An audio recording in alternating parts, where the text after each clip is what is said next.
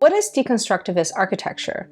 A critic once described it as an explosion at a chopsticks factory. Others think deconstructivism is horrific and dehumanizing. One time in 1982, when architect Peter Eisenman, who is often associated with the deconstructivist movement, spoke at Harvard's Graduate School of Design, he claimed that the best architecture was incongruous and disharmonious. Another panelist, Christopher Alexander, responded by saying, "One of the reasons the world appears to Mr. Eisenman to be so f***ed up is because Mr. Eisenman's buildings are f***ing them up." So what is deconstructivist architecture all about? Is it even a real style? And if it is, why is it so f***ed up?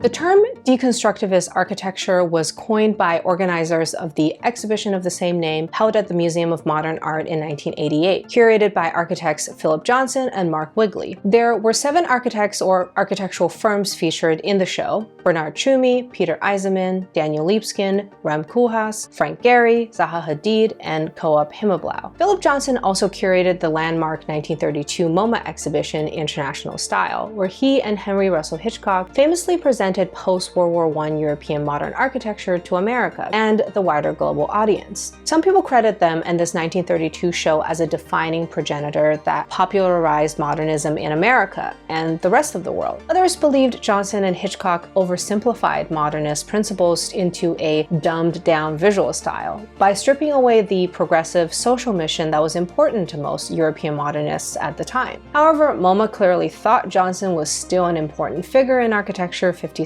years later, so they invited him back in hopes of discovering the next big new trend in architecture. In the Deconstructivist Architecture exhibition catalog, Johnson stated that deconstructivist architecture is not a new style, movement, nor creed. He claimed the 7 architects in the show were chosen because they represented a good cross-section of a broad group who shared a confluence of similar themes in their works, demonstrating a similar approach with similar forms as an outcome.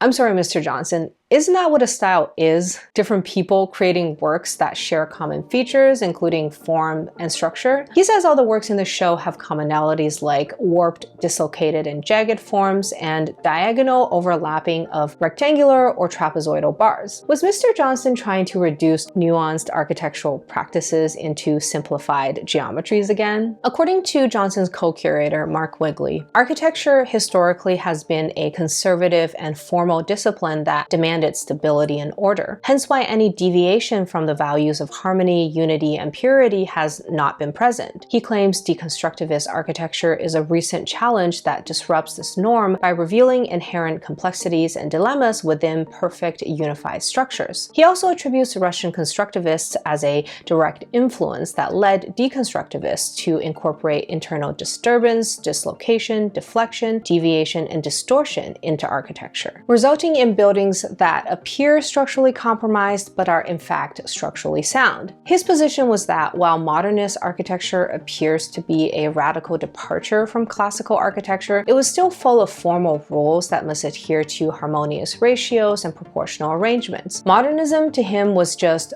reskinned classicism. Deconstructivist architecture is truly modern and avant-garde because it throws architectural rules out the window. Wigley also emphasized that all of the designs in this show are buildable because they do not play in the sanctuaries of drawing, theory, or sculpture. He's alluding to this concept called paper architecture, where some architects tend to design buildings that can only exist on paper and could never be built in the real world. So he wants to present these works as definitely not paper architecture. Not everyone was convinced of this, but more on that later. First, we need to understand Russian constructivism and how it's supposed to relate to this show. Constructivism is an art and architectural movement that emerged out of the Russian Revolution post-1917. Aesthetically, it has roots in the Russian suprematism movement and borrows elements from other European avant-garde movements, including Cubism and Futurism. Philosophically, constructivists were looking to disassociate artists from the traditional art studio and the easel. They saw high art as elite elitist and viewed the applied arts as socially engaged and progressive. Additionally, they wanted to find a form of expression consistent with their newfound communist worldview, including employing arrangements of basic industrial geometric forms to represent a new Soviet language of industry and modernity. Mark Wigley believes Russian constructivism broke the classical rules of composition by rearranging and morphing pure forms to produce impure and skewed geometric compositions. While these designs appear revolutionary, Wigley points out that they were never truly realized. The constructivist buildings that were built ended up losing a lot of the revolutionary characteristics and distinctive geometry that defined their original design sketches. They ended up looking more like typical uniform geometric modern buildings with little to no dynamism. Wigley characterized deconstructivism as essentially picking up after where the Russian constructivists left off. However, he seems to completely ignore the philosophical and political dimensions of constructivism. It's as if the only relevant aspects of constructivism are the intricate, woven, conflicting, and structurally disintegrated geometry. Political radicalism, communist ideology, and industrial materialism didn't seem to matter. Okay, it's probably because the architects featured in his show were not communists, but can you really associate someone with constructivism when you've stripped away most of the important inspirations and principles that define the movement? Also, if deconstructivists followed constructivists, then where did the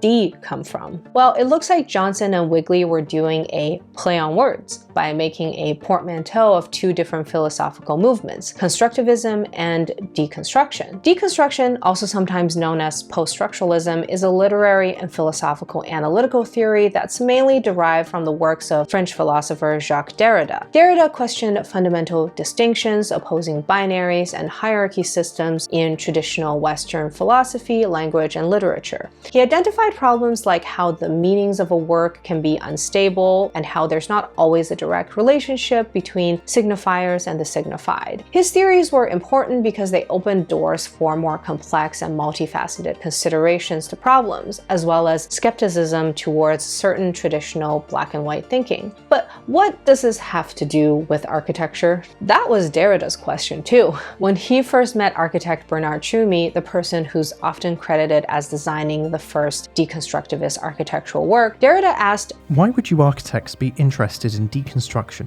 when deconstruction is anti-form, anti-structure, anti-hierarchy?" Tschumi responded, "Precisely for that reason." Tschumi wasn't totally nuts. Arguably, there are aspects of architecture that can be examined by deconstruction theory. Binary systems and hierarchical systems are prevalent through architecture, especially Western architecture. Classical orders, the hierarchy of geometric forms, binary relationships like masculine-feminine, uniform-organic, order, disorder, form, function, rationality, expression, symmetry, asymmetry, modern, traditional, built, unbuilt, etc. Additionally, according to architecture professor and Derridian scholar Catherine Ingram, there are many contemporary critical questions facing architecture that have to do with formalist repression, historical reformulation, nostalgia, architectural meaning, intentionality, and so on that can be explored through deconstruction or post-structural analyses. Except Philip Johnson and Mark Wigley's MoMA show didn't do any of that.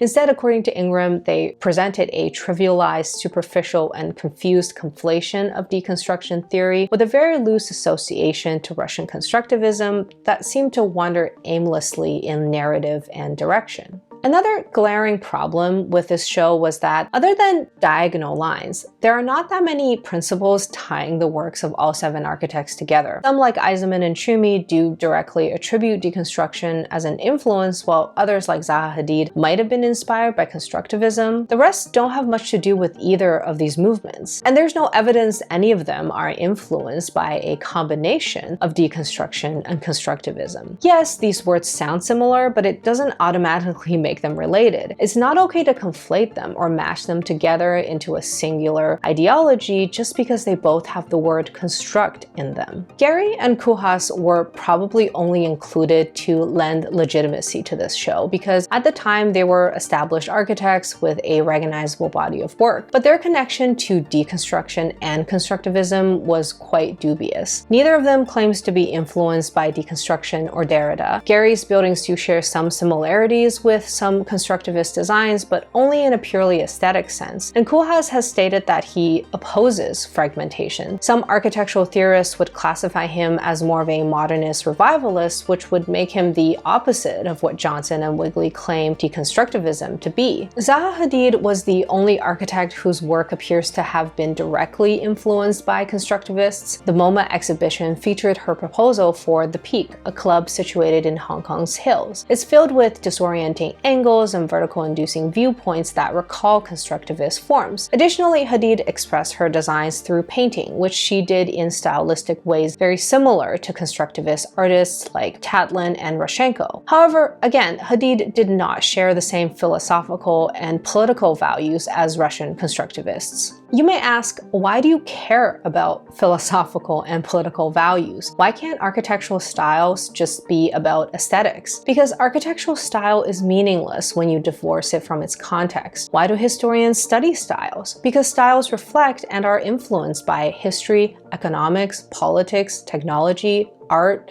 music, literature, fashion, and almost everything else in society. Anyway, that was a tangent.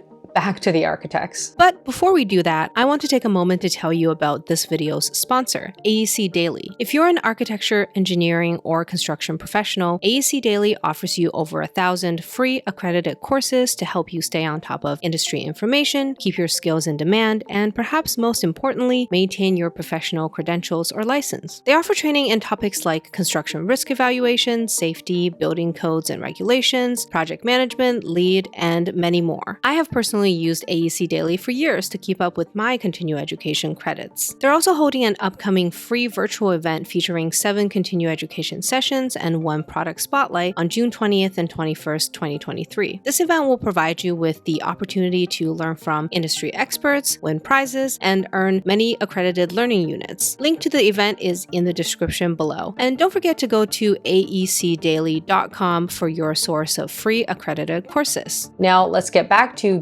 deconstructing deconstructivists. What about the people who were inspired by deconstruction? Peter Eisenman was friends with Jacques Derrida. Derrida's writings also inspired his interest in separating structure from meaning. His designs are often nonsensical and non-functional because he was more interested in removing the traditional sense of logic or symbolism while introducing the pure manifestations of an idea without the limitations of physics. The Eisenman project featured in the MoMA exhibition was the Biocenter for the University of Frankfurt, and the idea he wanted to express was the binary pairs system within DNA code. The ironic thing is, Eisenman would be the first to admit his designs are best represented as theoretical concepts on paper or in cardboard models. In a 2007 interview, he said, "I would never live in anything I design." So why is he even included in Mark Wigley's radical show of buildable architecture? What about Bernard Tschumi, the architect so often cited as the first deconstructivist with his iconic design for Parc de la Villette? Well, he doesn't think the movement has any legs to stand on either. Tschumi claimed the deconstructivist architecture show presented his and his fellow architects' works out of context and showed a lack of understanding to their ideas. So why was this show, held by such a prestigious institution like MoMA, so poorly put together, where they lumped a group of architects with vastly different ideologies together, referenced historic styles in misguided ways, presented philosophical concepts in dangerously naive terms, and contradicted themselves at nearly every turn? Well, because it's not the first time they simplified and misconstrued a movement. It also seemed like they hired Philip Johnson for name recognition only, but he barely did any actual curation. Some believed the person in charge of this exhibition was actually Peter Eisenman. This is probably why the exhibition catalog seems so incoherent. The people who wrote it didn't even understand what they were curating. You might ask, so why is deconstructivism seen as a legitimate movement? Why is it taught in architectural schools? Well, I have a theory. Well, it's not really my theory. It's a theory I adapted from writings of an architect known as Mr. Manners, who I will now paraphrase. It's because people got distracted by the pretty pictures. Deconstructivism looks edgy, and a lot of people think edgy is cool, but mostly in an I'm 14 and this is deep kind of way. So do you think deconstructivism is a real architectural style? Do you like deconstructivism? Whatever it is, why or why not? Let me know in the comments below. Thanks for watching, everyone. If you want to hear me talk more about art and architecture, I encourage you to check out my podcast, Pictorial. And if you enjoyed this video, feel free to drop a tip in my Ko-fi tip jar or check out one of these other videos. See you next time.